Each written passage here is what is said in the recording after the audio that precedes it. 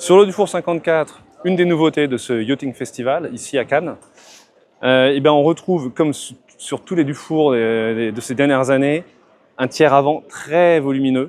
On ne parle pas de SCO, mais on parle un peu d'étrave joufflue, ce qui permet d'avoir un volume à l'intérieur qui est immense et une surface de pont aussi considérable, donc de caser par exemple ce bain de soleil assez incroyable. Là. On retrouve, comme sur le Dufour 48 qu'on a essayé dans Voile Magazine il n'y a pas longtemps, une intégration intéressante de l'énergie photovoltaïque sur ce hardtop là, ce bimini en dur comme on dit en français, qui permet donc couplé avec un système de batterie lithium intégrant le convertisseur de faire tourner. Alors là par exemple il fait très chaud ici à Cannes et la clim tourne à l'intérieur uniquement avec cette énergie solaire là.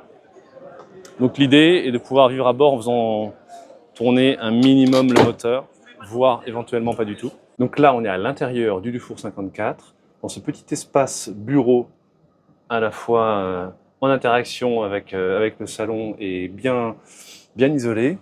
C'est très sympa ma foi. On est sur une version propriétaire de ce grand et beau bateau.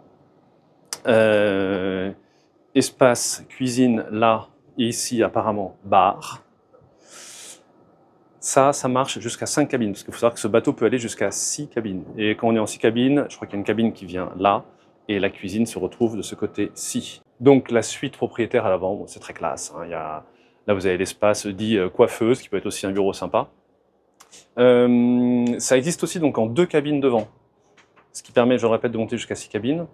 L'idée, la philosophie derrière tout ça, c'est que le bateau puisse avoir une vie en charter. Je parle bien de la version 6 cabines, pas de celle-là qui est plutôt orientée propriétaire et yacht. Que le bateau puisse avoir une vie en charter et une vie propriétaire à l'issue de cette carrière en location.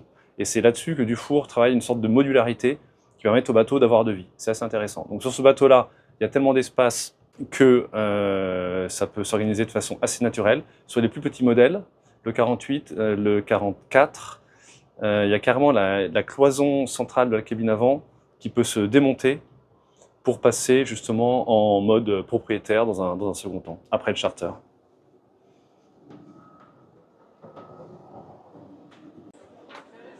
À Dufour, on sait aussi qu'ils sont un peu champions de l'électrique avec leur version Odyssey, système de propulsion hybride qui a été développé pour Fountaine et pour Dufour.